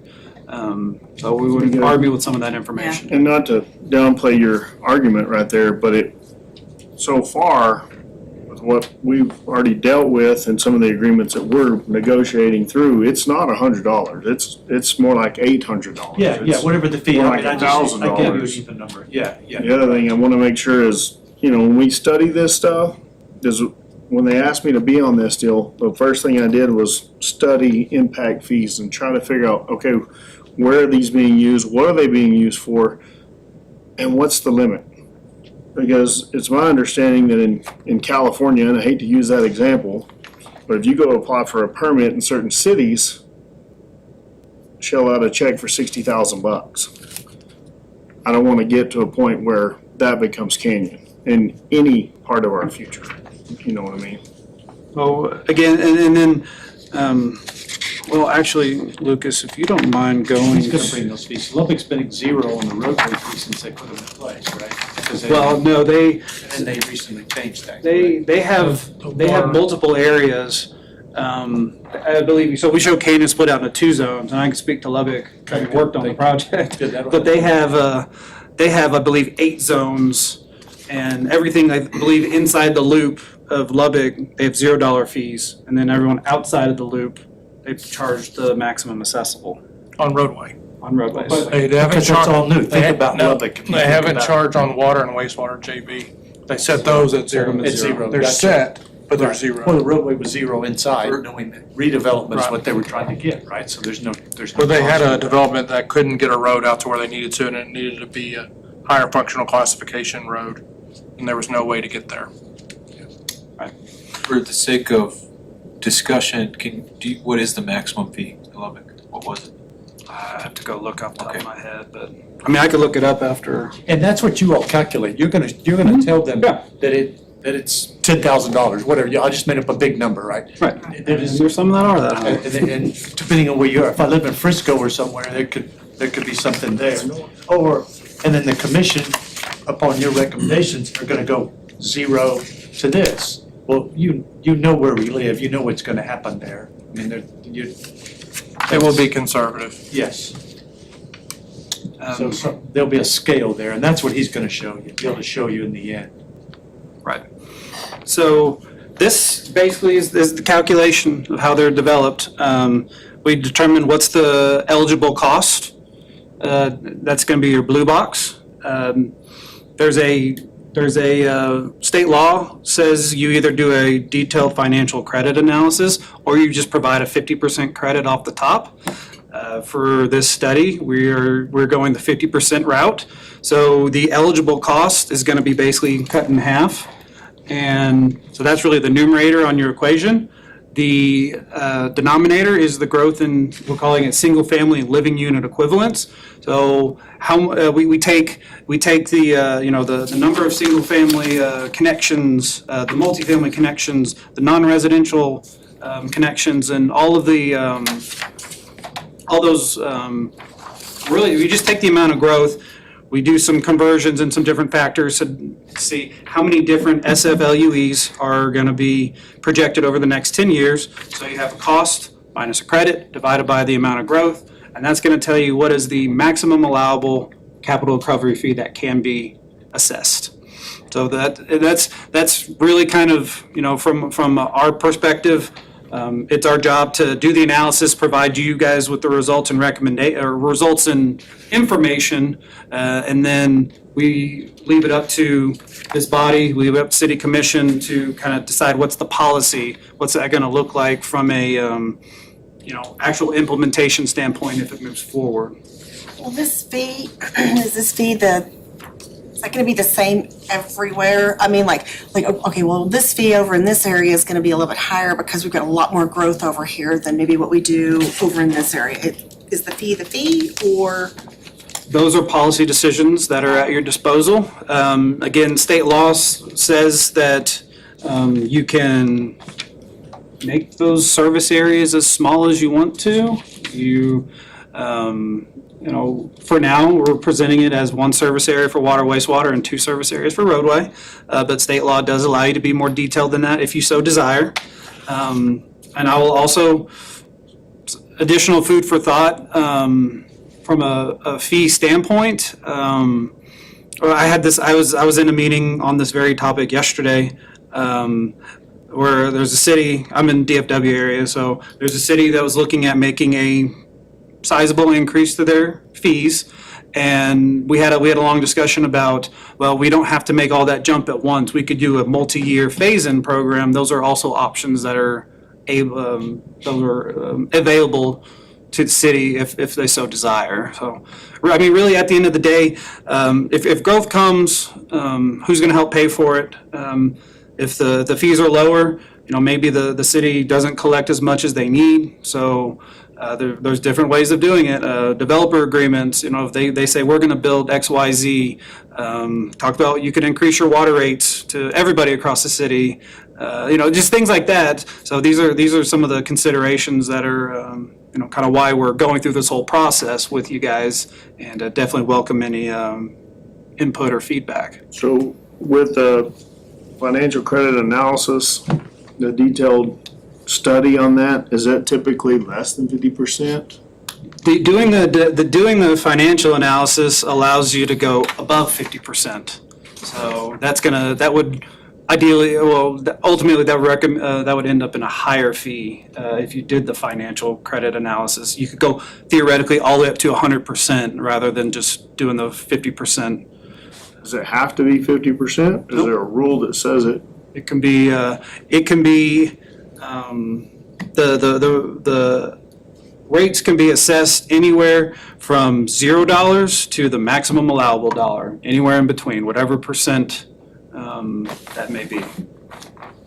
So if they did a financial credit analysis and it came back that it needed to be 20%, that's better, right? Well, so for instance. For who?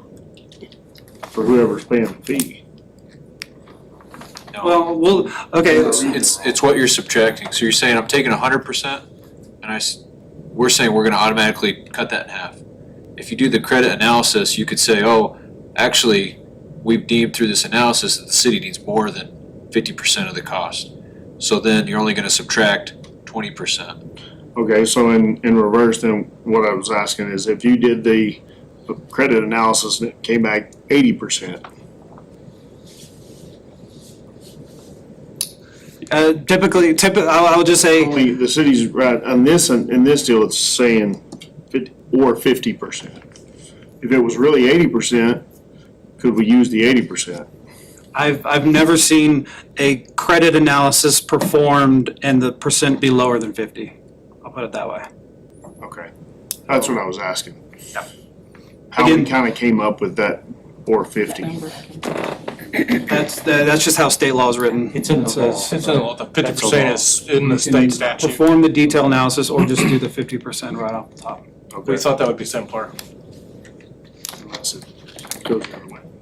We'll never. It never did. No doubt. Okay. Zero doubt. Not even Sorry, that was my my, just how that 50% ever came up. That's super. If it could go the other way, our state legislature wouldn't have used 50% as the number, based on how they have enacted laws over the last few sessions. And it goes to the fair share type of discussion that the developer typically should not eat the whole amount. It goes to that there's not just on them. If I build a ground storage tank, more than likely that will be for existing homes in addition to those. So you can't expect a developer to pay 100% of that ground storage tank when those homes that are already built and on there are paying, a portion of it. So it goes to that fair share. And that's kind of how the 50-50 rule came to be.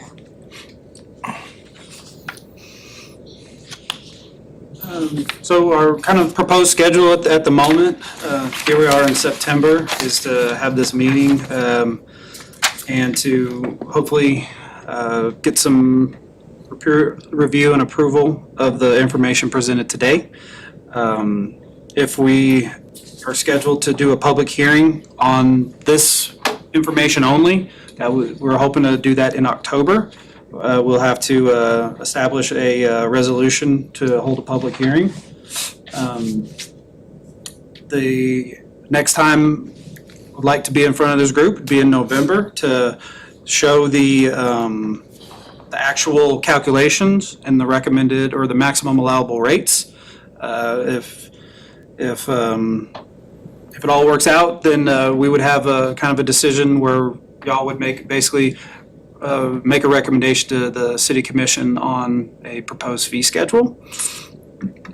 That would be proposed to, that public hearing would be proposed to occur in January next year. So again, there's a lot of kind of procedural or regulatory steps that need to kind of take place. But again, want to talk about the land use assumptions and eligible CIPs today, and then come back in a couple months' time period with the calculations and the maximum allowable fee numbers for y'all. So on your next steps slide here, in October, we need to draft a capital recovery fee calculations. We need to meet again in October to do that? So, no, that's not, well, that would be us doing the actual calculation work. We would meet with city staff, and then we would come back to this group to show the results of the calculations. Sorry, that's more of a internal work thing rather than outward-facing public activity. So we won't know the calculation until November. At this time, yes. We can work with staff and figure out if there's something we can do to help expedite the process. I just didn't know. I don't think Jeff's in a hurry. Yeah, no, that's on them. Basically, they'll take our CIP, if approved, in this meeting, get all the project estimates for all those costs associated with those projects, and then right back to that formula. They'll start working into that formula. Given the assessments, that's everything in green, assumptions. That's something that we're asking for approval of tonight, and then the blue would be all the projects, and then they'll do the math as laid out in that state law.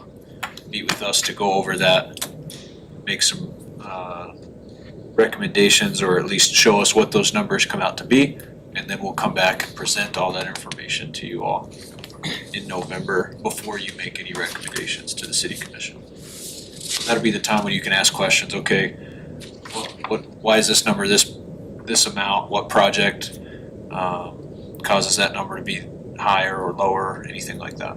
That's correct. Andrew, thanks. And I apologize. I did ask lots of questions. No problem. I saw a lot of That's what we're here this as for. of yesterday, so that I do appreciate you. Absolutely. Let's talk about projects coming on and off. Have we really talked about that, how we look at projects and we review this every 5 years?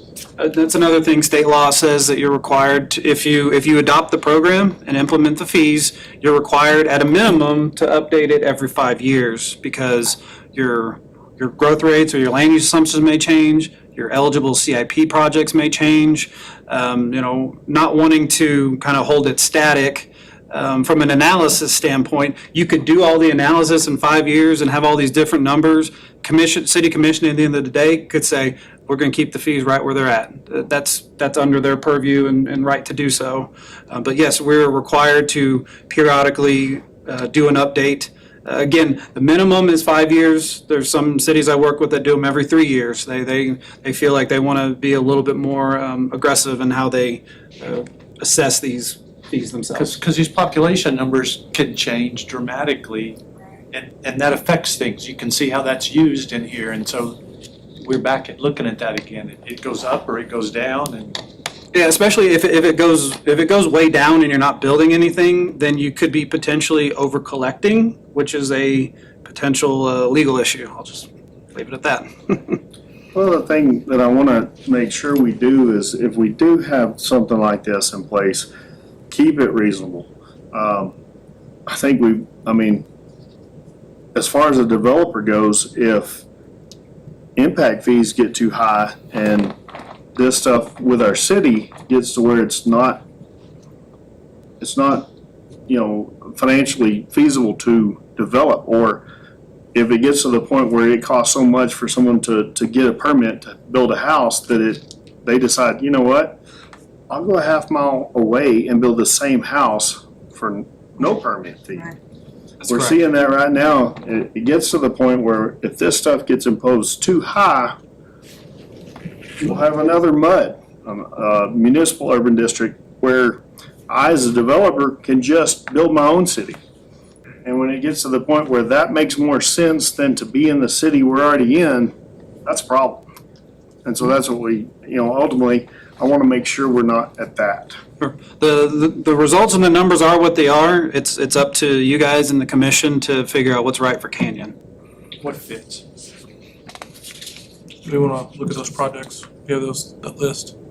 That's what we just went over. Can you find the itemized list of that with the amounts? I don't have an updated itemized list. It's not that big. Because we're, ultimately, we want Canyon to grow at the right pace and grow correctly. And that's what us as developers and city staff have been working really hard on, especially in the last few months for sure. But that's what I'd like to see. And as Jeff said, the last two developments we've made a deal with, they are paying a portion. We have reached a cooperative agreement with both those developers, two separate developers, to pay some type of fee. And the commission has that expectation. On the city side, we're gonna issue debt to help serve some of these new developments. So we're gonna take, the one we're doing to the north, we're gonna need at least $5 million to make it work. As a developer, when he says that, we agreed, and I agreed to do that and to issue those fees on the new homes that are coming into my development.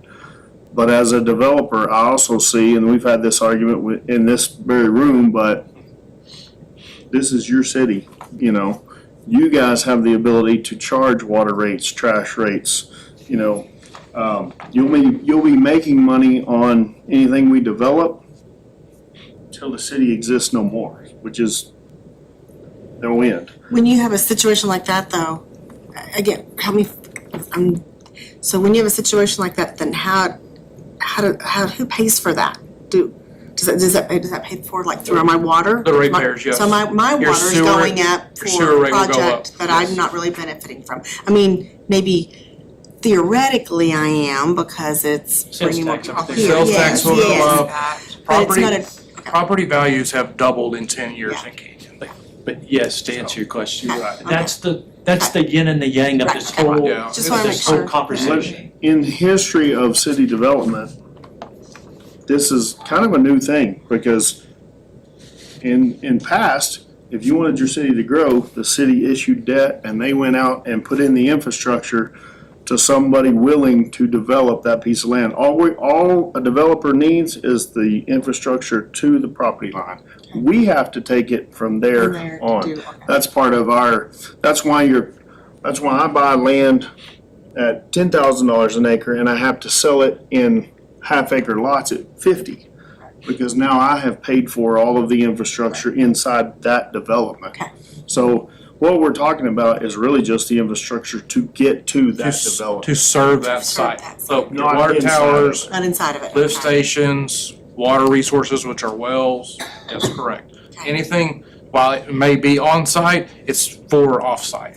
Okay. It does not serve anything within a development in And we've terms been of day-to-day fortunate enough stuff. that the developers we've worked at of late have been willing to work with us and agree to development, to Yes. some fees, basically to this. To that, okay, Not in this method, but we reached a number. right, okay.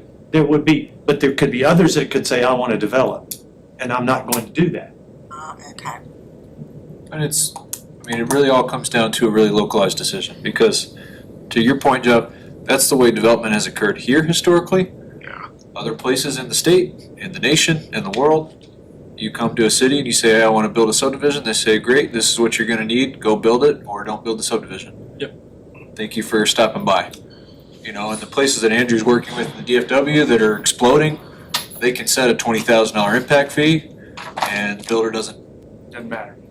bat an eye. Why not This is just great, pass it? I'm gonna go get my permit today, pay my $20,000 fee, and that's all included because that's what the market can hold and withstand. So it's completely localized here. We can't afford to put a $20,000 impact fee on anything, obviously, because somebody will just go build in the county. Yeah, it And so it really comes down to the policy decision of how does the city of Canyon, how does our commission decide that they want to pay for growth if they want growth to occur. Some of it's going to be raising sewer rates on existing taxpayers, and some of it will be getting that little fee back to pay the debt that's servicing those infrastructure improvements. So back to that first slide that Andrew showed us, here's all the different things you can do. In City of Canyon, from the staff perspective, we wanted to see what would this tool look like if it was something we could add to the toolbox. Right now, we've got the ability to raise rates, we've got the ability to take out debt. We don't have the ability to assess a fee without negotiating. We've been successful at negotiating, so we're really still using that third tool without it being a program adopted under state law. So this is us trying to formalize what would that process look like, what would that fee be? Then it takes some of that negotiation out of it in the future to just say, hey, this is what we do for everybody. For water, it's $250, for sewer it's $250, whatever it is. I'm throwing out random numbers. But again, it is such a localized decision because of how development patterns occur. To our development pattern with these deals that we've made recently, we don't have to do anything at this point from a city standpoint. We feel comfortable that we have 20 years of housing growth at this point in these deals where we've inked. So if someone did enter the picture, I mean, the negotiation's it's not on our side, it's on theirs. They're gonna have to sell it to us. Because we're at a point where we're at a infrastructure capacity on every side of town. Can't go to the east without a significant investment. Can't go to the southeast, could be possibly 5 million to serve the southeast part. It might be the next piece. West, same thing. Everything's at capacity on utilities. And from that policy standpoint, we've committed to some potential projects already. Yes. So if something else were to come, it would have to be that discussion of, okay, you can build it, or it doesn't come. The other side of it is the city owns a significant amount of land to make those decisions all in our favor. So we own 1,000 acres that could be developed once that 20-year ends. And when you're holding the deck, you're holding the deck. In which direction is that? It's all to the north. There's a little bit to the west. Do you see the city acting as a developer at some point? Going No. and putting their own streets in and? No, acting as we would probably enter an exclusive right to negotiate with the developer. So You don't wanna pay impact fees or what? they would pay impact fees. Or build some infrastructure, or build something. You don't want to raise sewer rates again. No. Well, guys, I hope some of my questions helped. I hope, I appreciate you guys letting me be on this committee. And thank you. We appreciate your questions and your input. It was enlightening. There's a lot of education involved with this. It's a new program, so welcome any and all questions, absolutely. So getting to the action item portion here, you can see, hoping what we're trying to get out of today is to really consider and approve the land use assumptions, being the 10-year growth rates for population and employment, and then to also consider and approve the eligible capital improvement plans, really basically as presented, the water, sewer, and the roadway projects as presented. That's really hopefully what we're trying to accomplish here today. So I'll leave it for any other questions before we move forward. So what we're doing today is we're saying we're gonna go into a plan. We just don't have all, we're not agreeing to all the details of that plan. By state law, we're required to have the two public hearings. The first public hearing is to cover the land use assumptions in the CIP. So if y'all approve it, we will move forward to present basically the same information in front of City Commission. They approve it, then we move forward to do all of the calculations and develop the potential fee numbers, and that will be the second public hearing. And we'll have another CIAC meeting before that. So that's essentially what we're looking for today. This is just You're trying to approve giving them, this is what they're gonna do the work based on, right? These numbers and these projects. And they have to approve those, correct? That's the point of it, is approve those. To move forward. Because then they can take these numbers and put them in the new formulas. So the first item up here, this annual, 1% annual employment growth rate, how do you come up with that when we've dropped drastically on that chart? So, working from, information in your comprehensive plan, working with staff, we've identified that says, we're gonna have we feel very strongly the potential of non-residential growth in certain corridors. So that's kind of, take the existing numbers and you say, oh, if we feel like we're gonna have this many folks coming in the next 10 years, that's what that number came from. Economic, the CEDC, dealing with some of that, we're still trying to track down how many people are working from home. We know there's quite a bit of those, but. Yeah, I think, the summary assumption stopped in 2022. Our housing boom here kind of stopped in 2022. And what we have seen since then is an explosion in commercial development.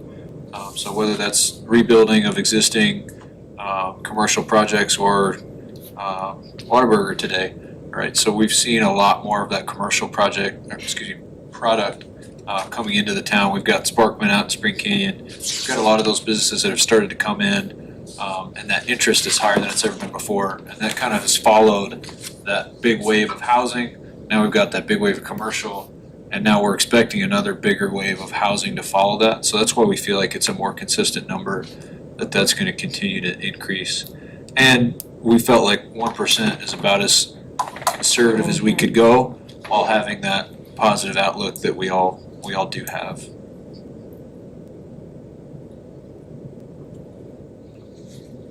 Okay, any other discussion or questions or anything?